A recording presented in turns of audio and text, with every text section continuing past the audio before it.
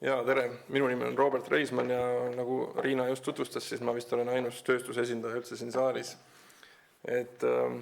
Olen hetkel ostujuht ühe Eesti suure puidutööstuse heaks töötan, kuid täna ma siin ei räägi selle ettevõtte nimel ega ühegi organisatsiooni nimel, vaid Tiidu palvel kui lihtsalt üks inimene, kes on pikalt selles sektoris olnud ja ehk oskab mõne mõtte teile ka edasi anda.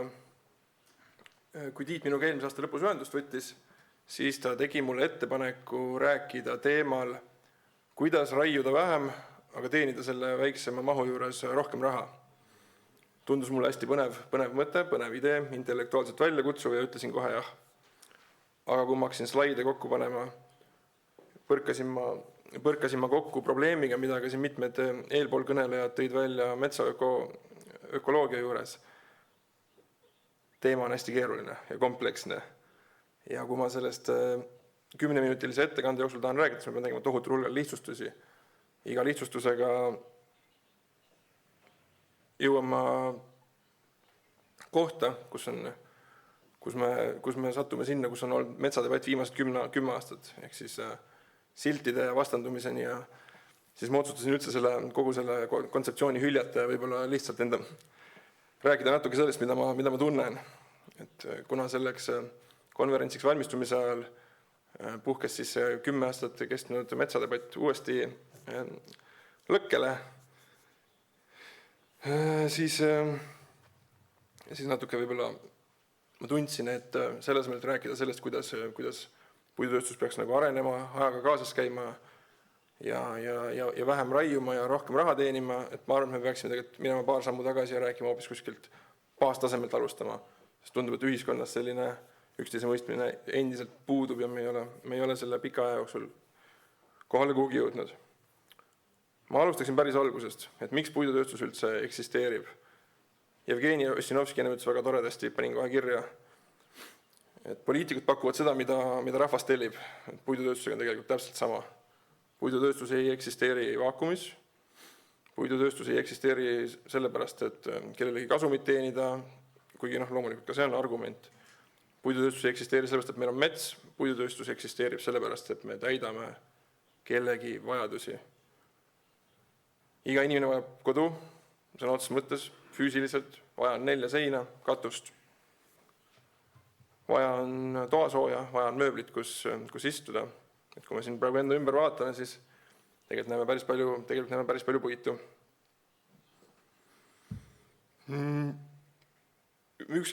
Peaaegu ükski puidust toodetav asi ei ole luksustoode. Need on kõik meie igapäevaelu osad, me kõik tarbime neid ja meie jaoks tänaseks päevaks sama elementaarsed nagu kraanist tuleb vesi või elekter. Et jah, varasematel sajanditel, kui inimesed elasidki teistmoodi ühiskondades, siis tarbimine oli väiksem, aga tänapäevases tarbimisühiskonnas on just nõudlus see, mis kogu sellele tööstusele hoo sisse annab. Puidu puhul on häda ka selles, et enamike kasutusvaldkondade puhul ei ole häid alternatiive. Et ehitusmaterjalidena on meil valida näiteks veel klaasi, terase või betooni vahel. Nende keskkonnamõju on täpselt samamoodi suur. Puit on väga tõenäoliselt ikkagi neist keskkonnale vähem koormav puidu kasutamine. Pakendite puhul on alternatiiviks meil plast, sellega kaasnevad täitsa teistsugused probleemid. Ja energia puhul on kolmandat sorti küsimus hoopiski, et Eestis me oleme ka, mitte ainult Eestis, vaid kõikjal on püütud leida siis alternatiive näiteks fossiilkütustele, aga ka puiduenergiale. Aga kui me mõtleme sellele, kuidas meil läheb hetkel tuumajaama ehitamine või tuulikute püstitamine, siis mitte kõige paremini. Ja ma arvan, et me oleme ühiskonnana teinud kunagi mingisuguse kokkuleppe, et selleks, et neid hüvesid nautida, oleme valmis midagi ära andma metsa- ja looduskeskkonna puhul. Küsimus ongi selle tasakaalu koha leidmises. Meil on praegu mingisugune tasakaalu koht. Kas see on õige tasakaalu koht, seda ma ei tea, sest et mulle tundub, et kõigil on ebamugav. Ja ma arvan, et selle õige tasakaalu koha leidmine ongi keeruline ja tekitab kõigile natuke valu, aga ma tunnen seda väga, et me ei ole veel kohal ja me peame seda veel ilmselt 10 aastat avalikult debateerima, et kuhugi jõuda. Sellepärast mul on hea meel, et täna see konverents on, et ehk on see mingisugune algus.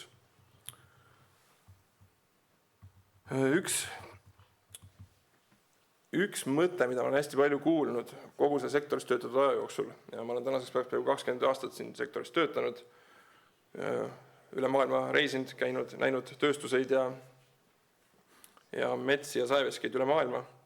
Aga üks mõte, mis kogu kõlama jääb, on see, et me peaksime tootma rohkem kõrge lisandväärtusega tooteid. Väga näitlikult öeldes, et toodame rohkem, ma ei tea, mööblit või aknaraame, toodame vähem pelletit. Mõttena on ju õilis, ma saan aru, kust see tuleb, aga praktikas see ei tööta tegelikult. Selleks, et toota seda kallist, head, pikka aega süsinikku siduvat toodet, sellega käivad kaasas kõik võimalikud kõrvaltooted. See algab juba metsast, raiejäätmetega.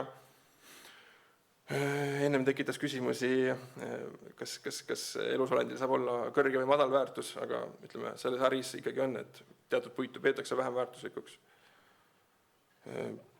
Saagimisel, kui sa üritad ümmargusest palgist teha kandilist saematerjali, siis sul tekib saepuru, tekib puiduhake, suhteliselt paratamatu. Kõik tööstused täna, kellega mina olen kokku puutunud, kõik ikkagi üritavad liikuda selle poole, et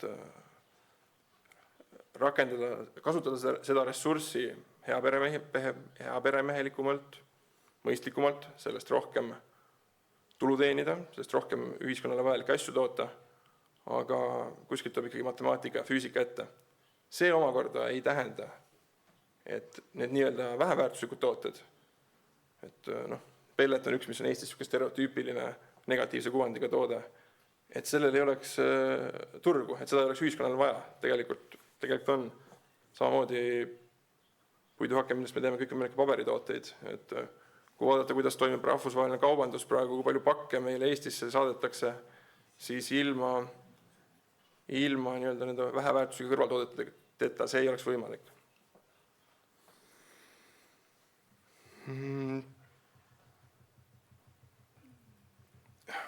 Mis ma tahan öelda, on see, et madalamat lisandväärtust loovad tooted ei ole häbiasi, see ei vaja stigmatiseerimist. See ei ole märk sellest, et meie puidusektor on kuidagi ebatäielik või ebaõnnestunud. See on selle loomulik ja asendamatu osa. Ja siin on võib-olla kõige olulisem punkt, mida ma tahaks rõhutada ja mida tegelikult ka eelpool kõnelejad hästi palju on rõhutanud. Valdkond on keeruline. Valdkond on keeruline nii looduse poolelt, kui valdkond on keeruline tööstuse poolelt ja kõik selle lülid on omavahel seotud. Ja selle mõistmiseni jõudmine on hästi keeruline. Ja nii nagu te kutsusite ennem üles loodusharidust rahastama, siis ausalt, mina tahaksin väga kuidagi sellesse kompotti lisada ka majanduse ja tööstuse parema mõistmise. Läbi milliste mehhanismide see peaks toimuma, ma ei oska hetkel öelda, sellele mul häid vastuseid pole. Kuid kui me nagu jätkame seda debatti selliselt, nagu see on 10 aastat jätkunud, kus on tööstus ühel pool, keskkonnakaitse teisel pool, siis ma kardan küll, et me jäämegi seda ühisosa otsima.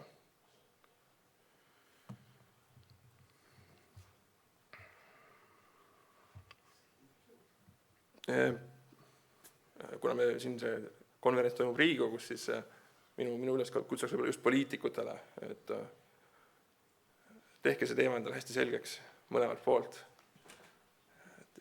Avalikkusele selleks, et see teema saaks avalikkusele ükskord selgeks teha, on vaja väga häid ja võimekaid kommunikaatoreid. Mulle tundub, et meil Eestis tegelikult ei ole neid, arvan, mitte ühtegi hetkel, kes suudaks kogu seda teemat oma komplekssuses kajastada. Ja kui meil ei ole arusaama sellest temaatikast, arusaama valdkonnast, siis meil ei saa tekkida omavahelist suhtlust ja kui meil puudub see omavaheline suhtlus, siis me ei jõua mitte kunagi ka mingite mõistlike kompromissideni.